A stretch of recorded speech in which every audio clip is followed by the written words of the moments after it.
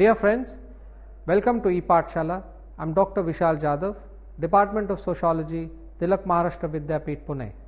Today we are going to look at a module titled Political Society and the Contestation of Legality, which is part of the Political Sociology paper. In this module, we are going to understand what Partha Chatterjee terms as civil society and political society. According to him, civil society is that sphere of citizens who have normalized and naturalized the normative ideology or the dominant ideology of the ruling class. These are citizens who are urban based and intellectuals or the middle classes. As opposed to this, he terms another sphere who are outside the ambit of the ruling class and who are not part of the naturalized and the hegemonized class called the political class.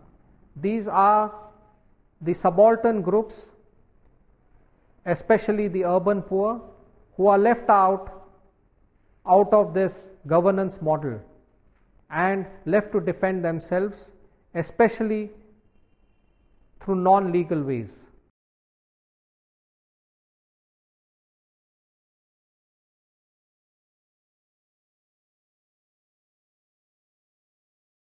Reasons for the rise of political society. Political society for Chatterjee is a domain lying between civil society and the state. It refers to the proliferation of forms of mobilization by underprivileged communities that violate law and are opposed to the civic norms of good citizenship. This is a politics emerging out of the developmental policies of government aimed at specific population groups. He locates the emergence of political society in the Indian context in the 1970s and 80s. Chatterjee argues that many of the sites and activities characteristic of political society can be shown to have emerged within the spectrum of nationalist political mobilization in the colonial period. However, he argues it has taken on something like a distinct form only since the 1980s. He says three conditions have facilitated this process. The first is due to a transition that occurred in modern politics in the course of a 20th century from the conception of democratic politics grounded in the idea of popular sovereignty to one in which democratic politics is shaped by governmentality. Popular sovereignty is the founding premise of modernity, the conception of every individual as a citizen with a bundle of rights. However, especially in the West, there is a whittling down of popular sovereignty in favor of the management of sovereignty. Following Foucault's conception of governmentalization of the state, he argues that in the contemporary regime of power, Enlightenment ideas of citizenship have been substituted by the concept of population, an instrumental notion of costs and benefits. This regime secures legitimacy not by the participation of citizens in matter of state, but by claiming to provide for the well-being of the population. Its mode of reasoning is not deliberative openness, but rather an instrumental notion of costs and benefits. Its apparatus is not the Republican Assembly, but an elaborate network of surveillance through which information is collected on every aspect of the life of the population that is to be looked after. The critical issue, suggests Chatterjee, is that relations of governmentality shape not merely the strategies of states, but also the forms of political demands and community that arise to resist them. Chatterjee notes that one of the major effects of the rise of governmentality logic was the emergence of the distinction between citizens and populations. Citizens inhabit the domain of theory, populations the domain of policy. Unlike the concept of citizen, the concept of population is wholly descriptive and empirical. It does not carry a normative burden. Populations are identifiable, classifiable, and describable. by empirical or behavioral criteria and are amenable to statistical techniques such as census and sample surveys. Unlike the concept of citizen, which carries the ethical connotation of participation in the sovereignty of the state, the concept of population makes available to government functionaries a set of rationally maneuverable instruments for reaching large populations of the inhabitants of a country as the targets of their policies, economic policy, administrative policy, law, and even political mobilization. Here, Chatterjee elaborates on the implications of what Foucault calls the pastoral functions of governmental systems, as governments identify populations that must be classified and cared for.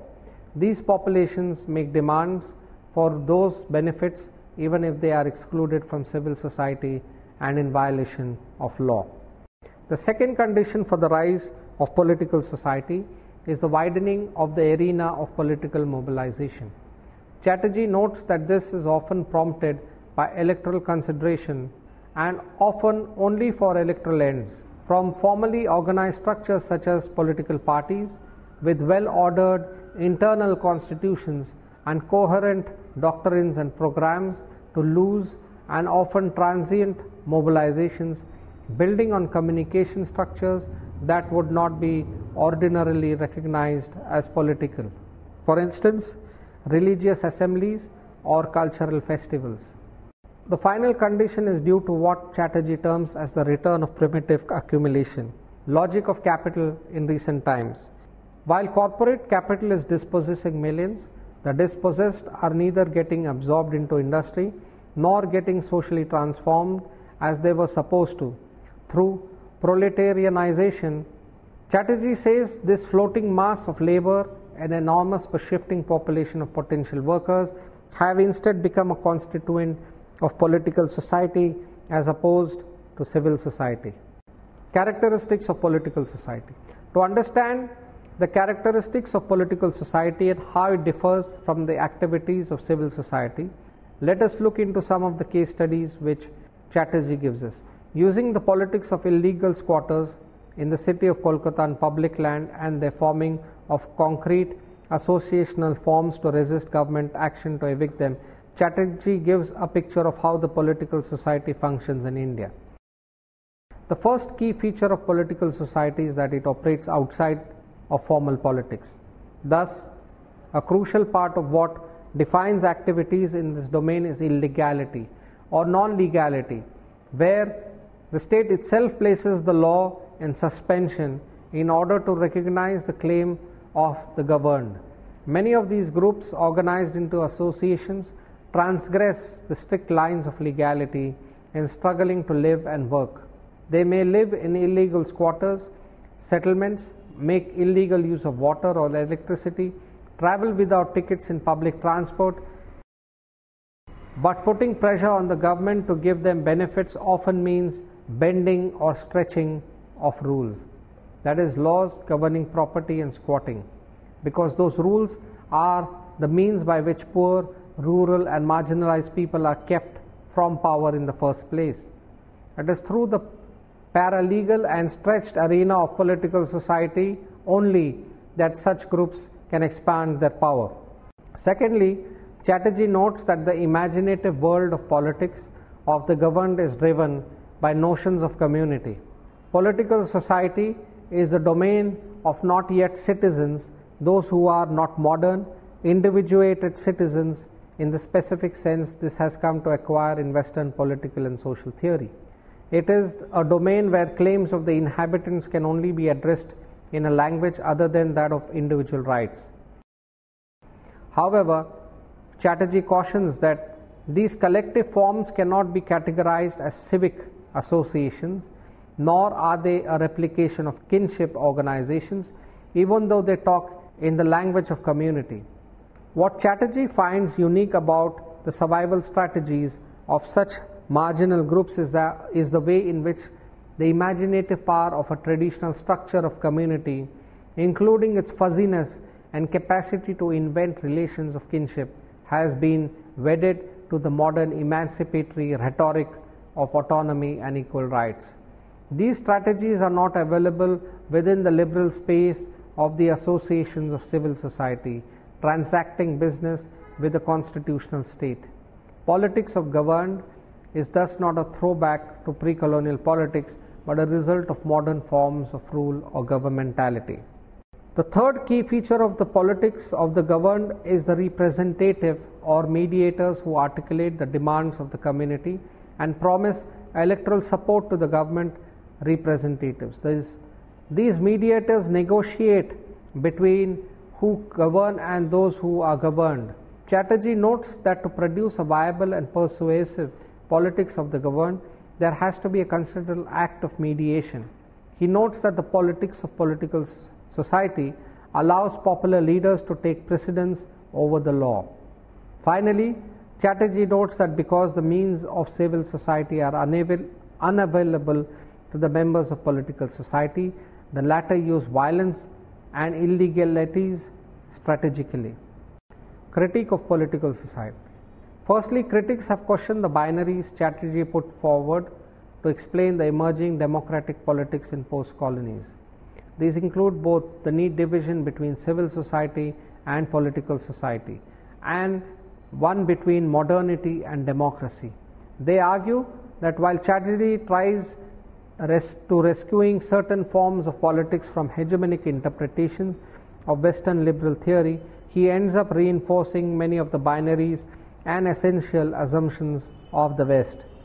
Critics point out the difficulty of thinking of the civil and the political in terms of the spatial metaphor, inherited from Western political theory as not working beyond a point.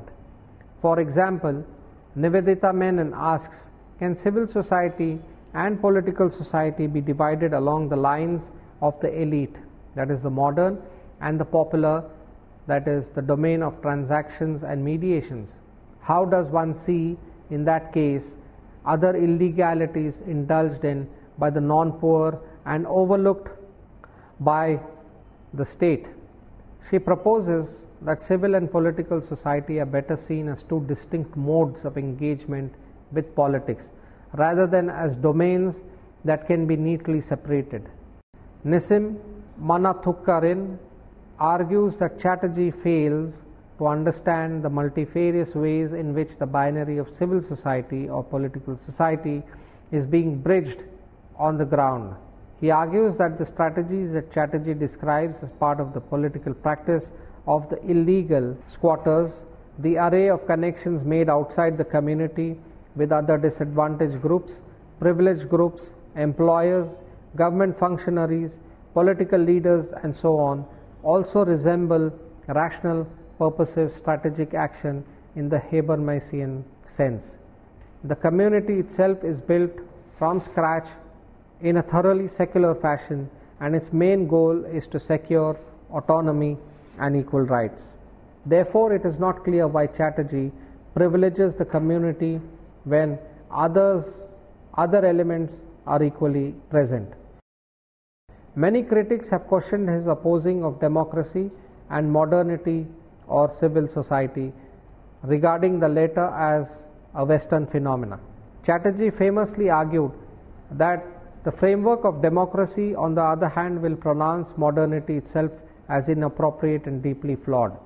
Manathukaran says Chatterjee locates democracy in the popular assertions of the masses, but does not take into account the fact that these struggles also draw upon the ideals of modernity and European Enlightenment and make claims on that basis. This, he argues, drives a wedge between two essentialized categories of the East and the West and ignores the commonalities between the two.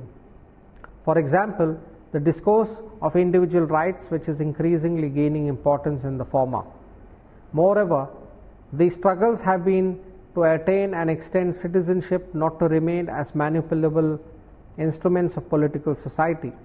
Manathukaran says that this eagerness to dismiss any European ideas of modernity as somehow alien to post-colonial consciousness makes it imperative to resurrect a democracy sans civil society and modernity, both apparently European in origin, leading to a whole lot of contradictions. Secondly, critics argue that Chatterjee's critique of civil society is one-sided. Manathukaran concludes that despite the critique of modernity and civil society, the biggest lacuna in post-colonial theories is its inability to propose pathways out of the present. Thirdly, critics also argue that the erosion of popular sovereignty and governmentalization of state are not inevitable. Manathukaran says that while there are inherent characteristics of institutions like the modern state, the authority of the state is not inexorably destined to be the technologies of power as implied by Chatterjee. Nevertheless, the nature of the state is determined by the kind of social forces that are behind it and the state-society relationship that is extant in the society. While Chatterjee's diagnosis that there has been a gradual governmentalization of the state is correct, the reasons adduced for the same and also the remedies prescribed warrant critical re-examination. The initiation of the people's plan by the state in Kerala, Manathukaran argues, is ample evidence of the fact that the nature of the state needs to be determined historically, not essentially. If Kerala shows a different trajectory from other Indian states, it has been precisely because every victory of the working class and the peasantry was institutionalized and made part of the rational legal order. With each successive mobilization and struggle of the rural poor, the state was forced to democratize itself.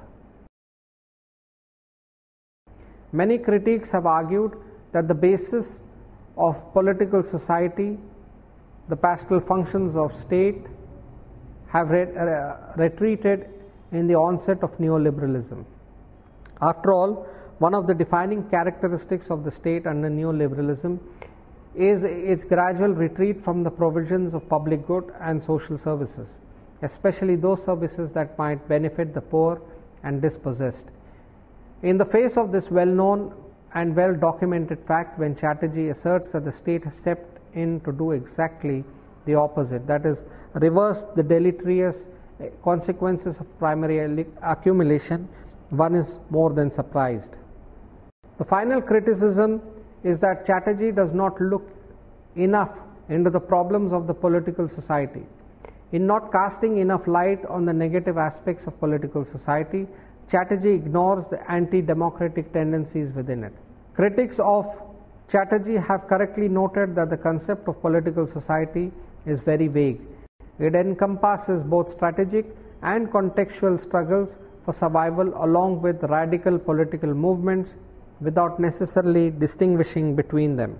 As a result, the concept does not understand that while it is democratic to recognize the strategies for survival, it is struggles that lie beyond survival strategies that are imperative for any meaningful idea of democratization. Manathukaran argues that Chatterjee ignores the negative side of political society, excludes the possibility that political society can be counterproductive to the goal of democratization. It was precisely in the sphere of political society that exploitative factors like the regulative rentier class, the politicians, bureaucrats and village leaders and so on, who monopolize public administration grow. He notes that one of the main modes of patronage and corruption is in the selection of beneficiaries for state-sponsored programs and resources, as well as extracting a rent for publicly owned and funded resources. Although political demonstrations and patron-client relationships may bring real benefit to less privileged populations, he still finds political society, the political world of those who are excluded from civil society, inadequate because it fails to give the underprivileged effective agency. Therefore, the welfare benefits that the government policy makers extend at one point may subsequently be withdrawn if the cost-benefit calculations change. Based on the empirical research on the People's Plan campaign in Kerala, one of the most extensive democratic decentralization programs in the world, Manathukaran argues that the extension of popular sovereignty requires that we go beyond political society. Since the marginalized populations who constitute political society are forced on immediate survival, they are negatively placed in fighting for long-term structural transformation. This hinders community and collective interests and gives way to individualized interest-based politics. What the oppressed need is not the permanent insecurity of the machinations of political society, but politics which brings them together with similarly oppressed groups. It also has to be asked how permanent the democratization process engendered by political society are if they are not institutionalized as part of civil society and the state. In his later works, Chatterjee explicitly tries to address issues like violence and patriarchy in political society. Chatterjee recognizes that a local consensus among rival political representatives is likely to reflect the locally dominant interests and values. He says that the political society will bring into the hallways and corridors of power some of the squalor, ugliness, and violence of popular life. It would be effective in securing the demands of those who are able to find organized political support, but could ignore and even suppress demands of locally marginalized interests. Besides, a local political consensus is also likely to be socially conservative and could be particularly insensitive, for instance, to gender or minority issues. However, Chatterjee argues that if one truly values the freedom and equality that democracy promises, then one cannot imprison it within the sanitized fortress of civil society. He also cautions that crime and violence in political society are not fixed, black and white legal categories. They could be open to a great deal of political negotiation.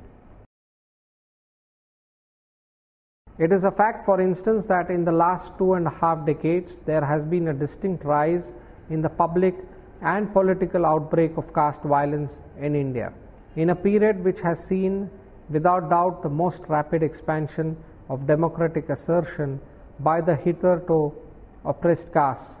We have also numerous examples when violent movements by deprived regional, tribal, or other minority groups have been followed by a quick and often generous inclusion into the ambit of governmentality.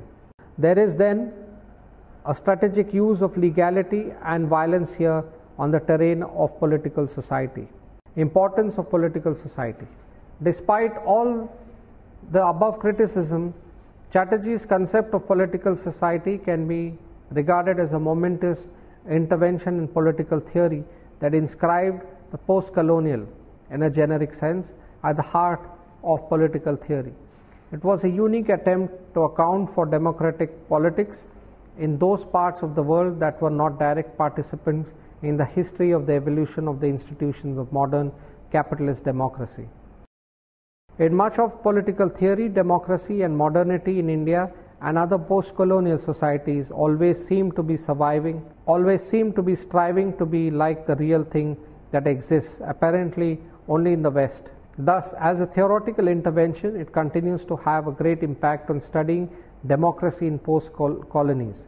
Subsequently, many ethnographic and historical studies have attempted to reframe important political and theoretical concepts such as civil society, modernity, governance, empire, and globalization. Firstly, Chatterjee's work showed how the paralegal, despite its ambiguous and supplementary status in relationship to the legal, is not some pathological condition of retarded modernity, but rather part of the very process of the historical constitution of modernity in most of the world. That we should not see the activities of the political society as backward forces that modernity will overcome. Earlier it was argued that if civil society is the domain of modernity, rule of law and rationality, the question of political society as its negatively constituted other was one where the problem of the irrational erupts in politics. Chatterjee's contribution was to show that in many ways political society was connected with the trajectory of democratization in post-colonies. To rescue a form of democratic politics not based on individual rational actors and civil society forms was not an easy task. After all, one of the big anxieties of 20th century was the rise of Nazism and a whole range of other political mobilizations that defy notions of subjectivity as propounded by the Enlightenment as autonomous, self-willing, rational. What political society concept shows is that what counts as the political needs to be stretched, expanded to include the experiences, knowledge, and political agency of the people traditionally marginalized in political theory.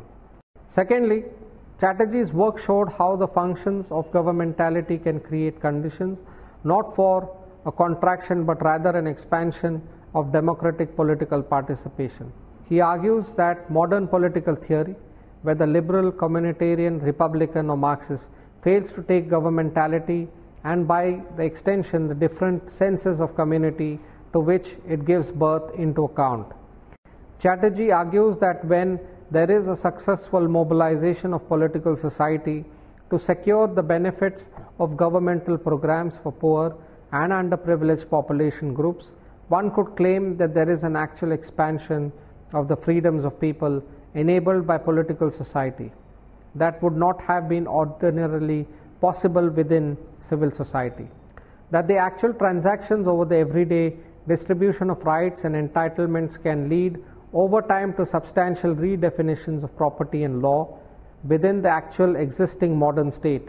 Chatterjee argues that the politics of the governed have transformative effect by expanding the freedoms of marginalized groups, and that is a zone in which the project of democratic modernity has to operate slowly, painfully, unsurely. Thirdly, Chatterjee's work addresses the absence of community in Western paradigm of politics. The biggest lacuna of Western political theory is its ignorance of community in a theorization of civil society and state. In the modern liberal conception of politics, the aim of modernity is to transform traditional social authorities and practices into the modular forms of bourgeoisie civil society. Modernity entails the transformation of traditional community into nation states and subjects into citizens. In particular, attachments that seem to emphasize the inherited, the primordial, the parochial, or the tradition were regarded by most theorists as smacking of conservative and intolerant practices, and hence as inimical to the values of modern citizenship.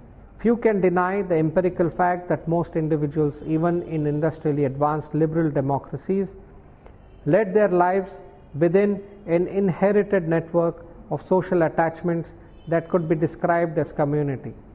According to Chatterjee, since the majority of the people in the post-colonial states do not have the basic material and cultural prerequisites of membership of civil society, they are denied the normative status of the virtuous citizen.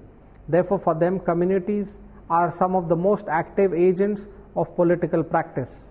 Chatterjee argues that unlike the trajectory of the democracy in the West, the notions of autonomy and representations are being claimed on behalf not only of individuals but of communities as well. And the politics of democratization is carried out not in civil society but in much less well-defined, legally ambiguous, contextually and strategically demarcated terrain of political society. Thus, to conclude, we have seen how Partha Chatterjee tries to explain how important political society is in maintaining democratic principles in the Indian context. We have seen that a large section of the urban poor who live in squatters have to fight for their rights, have to fight for their survival, not always through the constitutional ways. Sometimes they have to resort to extra legal ways, which are sometimes unlawful.